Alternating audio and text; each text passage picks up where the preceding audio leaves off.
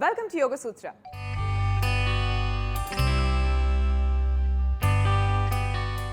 ఇవాళ యోగ సూత్రలో కృష్ణ గారు మనందరికీ ఏ ఆసనం పరిచయం చేయబోతున్నారో చూద్దామా?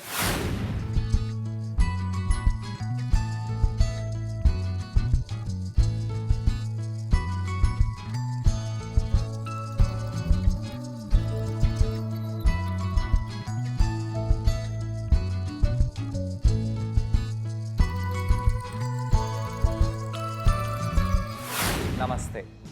యోగా సూత్రాలు ఈరోజు మనము చైర్ సహాయంతో ఆసనాలను చేయబోతున్నాము. అందులో భాగంగా మనము సేతుబంధాసనాన్ని ఈ చైర్ సహాయంతో ఏ విధంగా చేయవచ్చో దానిపై చర్చిస్తూ మనము ఆ సేతుబంధాసనంతో వచ్చే బెనిఫిట్స్ని తెలుసుకుందాము. సేతుబంధాసనము చైర్తో ఎన్నో రకాలుగా చేయవచ్చు. ఒకటి, వీపుని కింద పెట్టి చేయవచ్చు. రెండోది, చైర్పై మనం పడుకొని ఈ ఆసనం చేయవచ్చు. ఈరోజు నేను చైర్పై పడుకొని ఈ యొక్క ఆసనం ఏ విధంగా చేయగలుగుతామో దానిపై మనం ఫోకస్ చేస్తూ ఈ ఆసనం మనం చేద్దాము. ఈ ఆసనము సేతుబంధాసనము అంటే సేతు ఒక బ్రిడ్జ్ లాగా ఉంటుంది.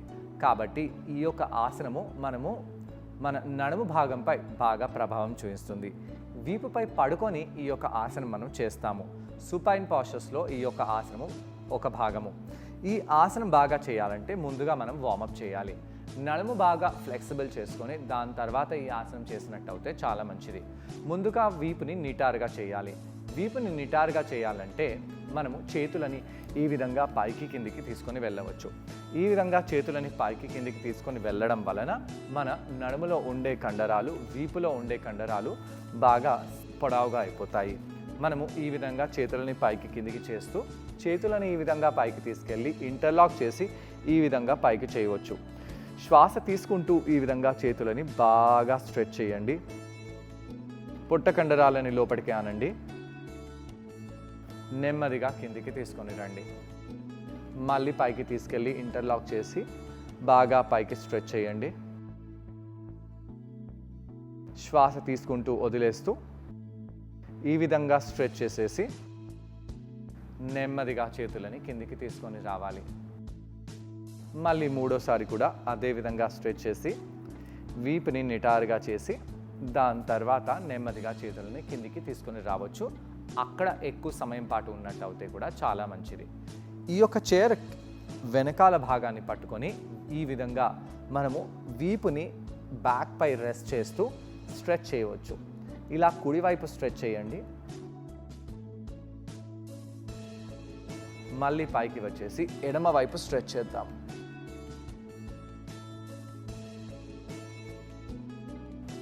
మళ్ళీ కుడివైపు స్ట్రెచ్ చేయండి.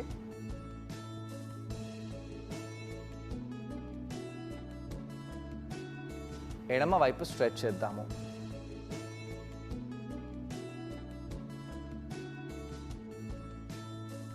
కుడివైపు స్ట్రెచ్ చేయండి.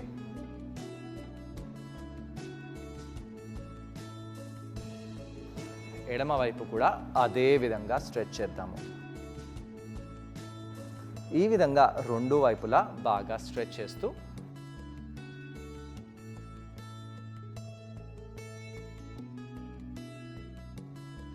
పైకి వచ్చేసి వీపుని నిటారుగా చేయండి. ఈ విధంగా కుడివైపు ట్విస్ట్ అవ్వాలి. శ్వాస తీసుకొని శ్వాసని వదిలేసి ఎడమ వైపు ట్విస్ట్ అవ్వండి. కుడివైపు ట్విస్ట్ అవ్వాలి. ఎడమ వైపు ట్విస్ట్ అవ్వండి.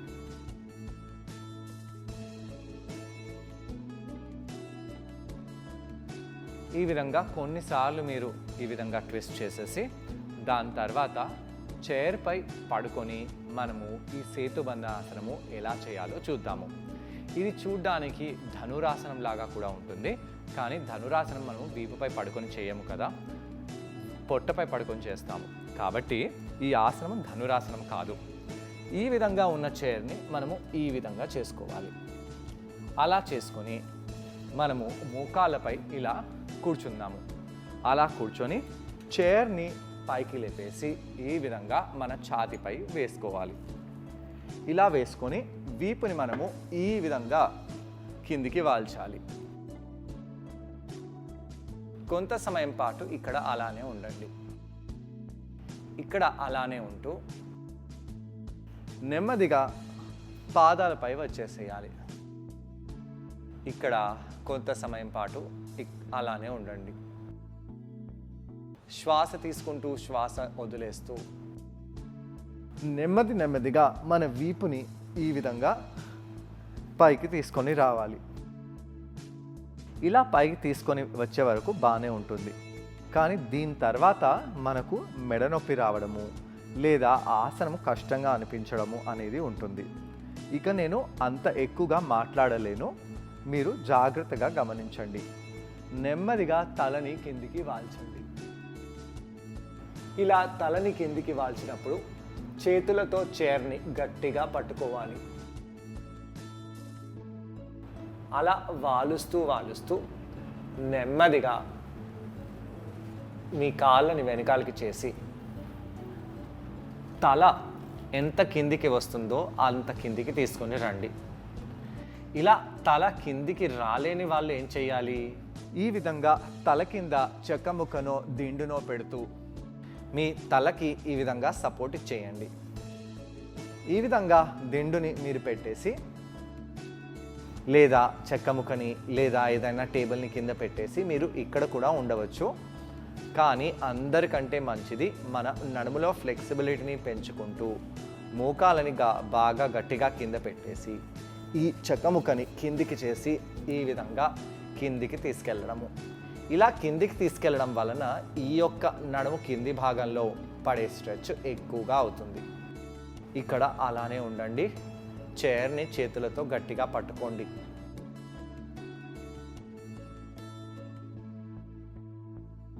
మీకు వీలవుతే తలని బాగా కిందికి తీసుకెళ్ళి ఇలా కింద పెట్టడము లేదా కంప్లీట్గా ఇలా కింద పెట్టినట్టు అయితే చాలా చాలా చాలా సుఖంగా ఉంటుంది. ఇంత డీప్గా వెళ్ళాలా? అవునండి, ఇంత డీప్గా వెళ్తేనే మనకు స్ట్రెచ్ ఈజీగా ఉంటుంది. మీరు తలకి ఎంత సపోర్ట్ చేసినా మెడకి అది ఇబ్బందిగా అనిపిస్తుంది.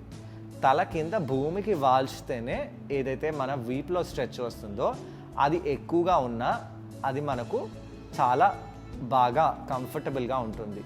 ఈ విధంగా మోకాలని ఫోల్డ్ చేసే పెట్టండి. చైర్ని పట్టుకోండి. ఇటు పడిపోతామేమో, చైర్ మనపై పడిపోతుందేమో, మొహంపై మనం పడిపోతామేమో అలా అనిపిస్తుంది. కానీ అలా పడము, ఎందుకంటే కాళ్ళు కిందే ఉన్నాయి కాబట్టి. శ్వాస తీసుకుంటూ శ్వాస వదిలేస్తూ ఇక్కడ అలానే ఉండండి. కావాలంటే కాళ్ళని ఈ విధంగా లోపలి వైపు తెచ్చేసి కూడా పెట్టుకోవచ్చు. దీంతో ఏమవుతుంది? కాళ్ళు ముందుకు వెళ్ళవు, కింద పడము. ఈ చైర్ని ఇదే విధంగా పట్టుకొని కళ్ళని మూసివేసి ఈ యొక్క బ్యాక్ బెండ్లో సేతుబంధాసనంలో కొంత సమయం పాటు ఉండండి. అయితే ఈ యొక్క సేతుబంధాసనము మన వీపులో ఉన్న వెన్నుముకని బాగా ఫ్లెక్సిబుల్ చేస్తుంది. అక్కడ ఉండే కండరాలని బాగా ఎక్స్ట్రీమ్గా బెండ్ చేస్తుంది.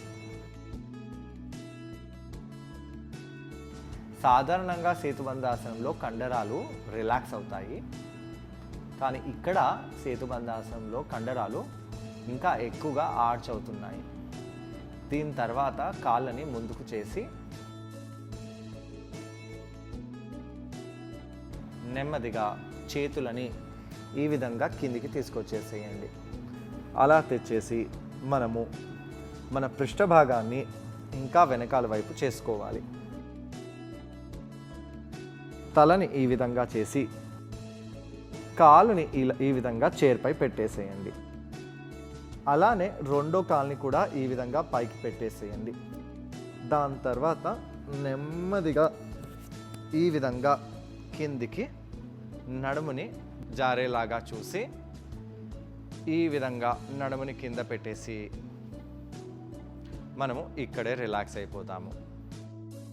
శ్వాస తీసుకుంటూ శ్వాస వదిలేస్తూ ఇక్కడ ఉండండి. ఇదే సేతుబంధాసనము చేయడానికి ఇంకో ప్రక్రియ కూడా ఉంది. ఏంటి? ఇక్కడి నుంచి మనం సేతుబంధాసనంలో వెళ్ళవచ్చు. ఆ ప్రక్రియ మనము వేరే ఎపిసోడ్స్లో నేర్చుకుందాము.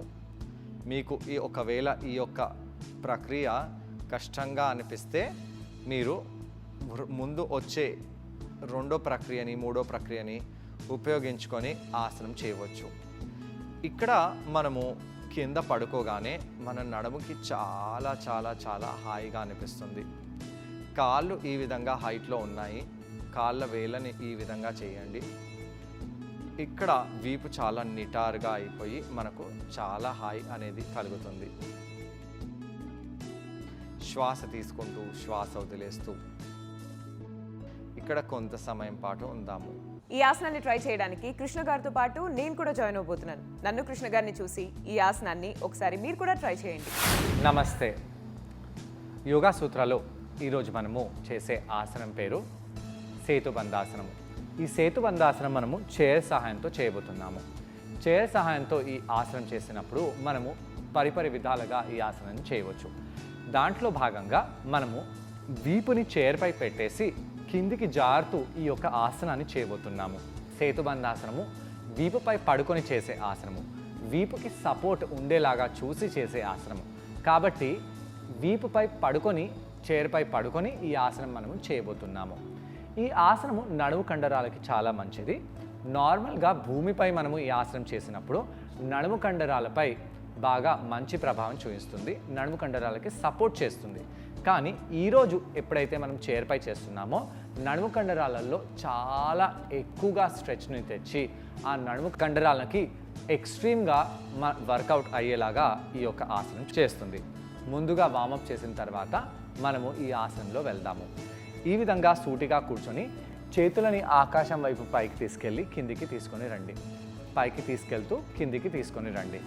ఈ విధంగా కొన్నిసార్లు మనము చేతులని పైకి తీసుకెళ్ళడము కిందికి తీసుకొని రావడం చేస్తూ ఉండాలి. శ్వాస తీసుకొని శ్వాసని వదిలేస్తూ ఇలా కొన్నిసార్లు చేసిన తర్వాత దాని తర్వాత ఈ విధంగా సైడ్ భాగంలో పట్టుకొని కుడివైపు ఇలా బెండ్ అవ్వండి. దాని తర్వాత రెండో వైపు బెండ్ అవ్వాలి. కుడి తర్వాత ఎడమవైపు, ఎడమ తర్వాత కుడివైపు సైడ్ భాగాలలో బెండ్ అవుతూ ఉండాలి. ఇలా బెండ్ అవుతూ సైడ్ ప్రాంతంలో కూడా స్ట్రెచ్ పడేలాగా చూస్తూ ఉండాలి.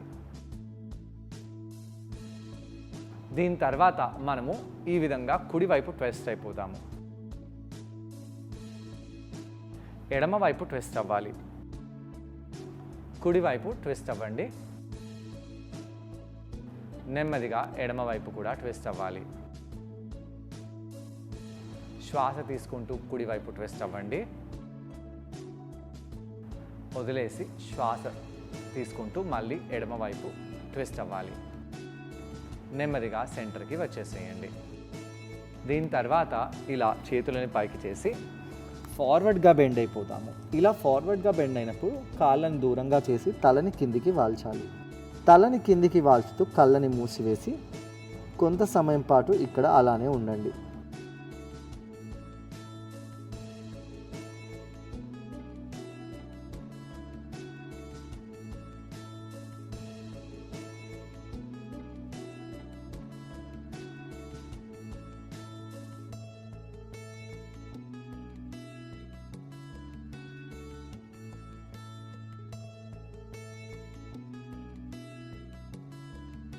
నెమ్మదిగా చేతులని ఈ విధంగా పైకి చేసేసి నెమ్మదిగా చేతులని కింద పెట్టేసేయండి. ఇప్పుడు ఈరోజు చేసే ఆసనం చేద్దాము. మీ చైర్ని ఈ విధంగా వేసుకోండి. అలా వేసుకొని ఇటువైపు వచ్చేసేయండి. ఈ విధంగా చైర్ని వేసుకున్న తర్వాత ఈ విధంగా వజ్రాసనంలో వెళ్ళండి. వెళ్ళి ఆ చైర్ని లేపి మన మెడలో వేసుకోవాలి. లేదా ఈ విధంగా చైర్లో దూరండి. ఈ విధంగా దూరి తలని చైర్పై ఇలా కింద పెట్టేసి ఇక్కడ కొంత సమయం పాటు ఉండాలి. ఇక్కడ కొంత సమయం పాటు ఉండడం వలన మన ఛాతీ బాగా బ్రాడ్ అయిపోతుంది. వీపులో ఉండే కండరాలపై చాలా ప్రభావం పడుతుంది. నెమ్మదిగా చేతులని ఈ విధంగా కూడా చేయవచ్చు. దాని తర్వాత మళ్ళీ చేతులని ముందు చేసి పట్టుకొని నెమ్మదిగా తలని ఇంకా వెనకాలకి తీసుకొని రావాలి. ఇక్కడ పాదాలని ఈ విధంగా ఫోల్డ్ చేయాలి. దీని తర్వాత నెమ్మదిగా స్లైడ్ అవుతూ ఈ యొక్క చెక్క ముక్కపై తల కింద పెట్టేలాగా కిందికి రండి. ఇక్కడ రాగానే కొద్దిగా ఇబ్బందిగా అనిపించవచ్చు. వీపులో బాగా ఎక్స్ట్రీమ్ స్ట్రెచ్ రావడం వలన మనం కింద పడిపోయేలాగా అనిపించవచ్చు. కానీ చేతులను ఇంకా పైకి తీసుకెళ్ళండి. గట్టిగా చైర్ని అలానే పట్టుకోవాలి. చైర్ని వదలకూడదు. పాదాలని పైకి తీసుకొని రాకూడదు. పైకి తీసుకొస్తే మీరు తప్పకుండా కింద పడిపోతారు. కింద పాదాలని ప్రెస్ చేస్తూ అలా తలని కింద పెడుతూ ఇంకొంత సమయం పాటు ఇక్కడ ఉండండి. వీపు నడుములో ఎలాంటి ప్రభావం పడుతుందో గమనించండి. దాని తర్వాత నెమ్మదిగా ఒక చేతితో ఈ తలని కింద ఉన్న బ్లాక్ని తీసేసి ఆ తలని కిందికి వాల్చండి. ఇంకా కిందికి జారేటట్టుగా ఉంటే జారండి. మేము ఫ్లెక్సిబుల్గా ఉన్నాము కాబట్టి మా యొక్క తల కిందికి ఆనించగలుగుతున్నాము. మీ తల కింద ఆనకపోయినట్టు అయితే కింద ఒక దిండుని పెట్టుకోవడము, ఒక టేబుల్ని పెట్టుకోవడం అలాంటివి చేస్తూ మీరు అంతే బెండ్ అవ్వండి. కానీ ఇలా కంప్లీట్గా బెండ్ అవ్వడము అతి ఉత్తమము. ఇలా పట్టుకొని మీ పాదాలని కింద ప్రెస్ చేస్తూ అలానే ఉండండి. కావాలంటే చేతులని కొద్దిగా కిందికి జార్చవచ్చు. అలా కిందికి తీసుకొస్తూ కొద్దిగా కింద పట్టుకోవాలి. కానీ తప్పకుండా పట్టుకోవాలి. చేతులని మాత్రం వదలకూడదు. శ్వాస తీసుకొని శ్వాస వదిలేస్తూ తొడ కండరాలలో ఎలా అనిపిస్తుంది, ముఖ్యంగా నడుము కండరాలలో ఎలా అనిపిస్తుందో గమనించాలి. పాదాలని మాత్రం అస్సలు లేపకూడదు. ఇలా కొంత సమయం పాటు ఉండండి. శ్వాస తీసుకుంటూ వదిలేస్తూ ఇలా ఉండి దీని తర్వాత చేతులని ముందుగా పైకి తీసుకొని రండి. గట్టిగా చైర్ని పట్టుకొని ఆ గడ్డాన్ని మెడవైపు తీసుకొస్తూ తలని పైకి లేపండి. పైకి లేపుతూ కిందికి జారాలి. అలా జారి మళ్ళీ తల చైర్పై పెట్టేసి ఇక్కడ కొంత సమయం పాటు ఉండండి. చూసారు కదండి, ఈ ఆసనం పేరు సేతుబంధాసనం. ఈ ఆసనాన్ని మనం చైర్ సహాయంతో చేసాం. ఈ ఆసనం చేయడం వలన నడుం కండరాలపై బాగా ఒత్తిడి పడి ఆ కండరాలన్నీ బాగా స్ట్రెంథన్ అవుతాయి. అలాగే వీపు నిటారుగా తయారవుతుంది. తలలో రక్త ప్రసరణ చాలా బాగా జరుగుతుంది. ఇక్కడ ఉండడం వలన ఆ వీపులో పడిన స్ట్రెచ్ తగ్గిపోయి కొద్దిగా రిలాక్సేషన్ అనేది మనకు లభిస్తుంది. దాని తర్వాత నెమ్మదిగా మోకాలని కింద పెట్టేసి వజ్రాసనంలో కూర్చోవాలి. చైర్ నుంచి ఎలా అయితే దూరామో అదే విధంగా బయటికి రావచ్చు. లేదా నేను ఏ విధంగానైతే ఇటువైపు దూరి జారి బయట పడిపోయానో ఆ విధంగా కూడా మీరు బయటికి రావచ్చు. దీని తర్వాత మీరు ఫార్వర్డ్ బెండ్లో వెళ్ళాలి. కాబట్టి చైర్ని పక్కకు పెట్టేసేయండి. అలా పక్కకు పెట్టేసి బాలాసనంలో వచ్చి రిలాక్స్ అయిపోవాలి. శ్వాస తీసుకుంటూ శ్వాస వదిలేస్తూ కొంత సమయం పాటు ఇక్కడ అలానే ఉండండి. దాని తర్వాత రిలాక్స్ అయిపోవాలి. ఇలా కౌంటర్ చేయడం వలన నడుం కండరాలు, కాళ్ళ కండరాలు, అలాగే వీపులోని కండరాలన్నీ బాగా స్ట్రెచ్ రిలాక్స్ అయిపోతాయి. ఇవాళ యోగ సూత్రలో కృష్ణ గారిని మనం అడగబోయే ప్రశ్న ఏంటంటే, ఈ ఆసనం చేసేటప్పుడు ఎటువంటి జాగ్రత్తలు పాటించాలి? ఈ ప్రశ్నకు సమాధానం కృష్ణ గారిని అడిగి తెలుసుకుందాం. ఈ ఆసనం చేసేటప్పుడు ఎలాంటి జాగ్రత్తలు తీసుకోవాలి? ఈ ఆసనం చేసేటప్పుడు ముందుగా మనం మెడలో పెయిన్ కాకుండా చూసుకోవాలి. ఇలా మెడని కింద వాల్చినప్పుడు మెడలో వీపులో కొద్దిగా ఇబ్బంది అనిపిస్తుంది. తలలో కూడా చాలా ఇబ్బందిగా అనిపించి తల తిరగడము అనేటట్టుగా అనిపిస్తుంది. ఇవన్నిటిని తట్టుకుంటూ నెమ్మదిగా మీరు వీపుని కిందికి జార్చండి. ఇలా ఆసనంలో ఉన్నప్పుడు బయటికి వచ్చినప్పుడు ఎవరైనా మీకు సహాయంగా ఉంటే చాలా మంచిది.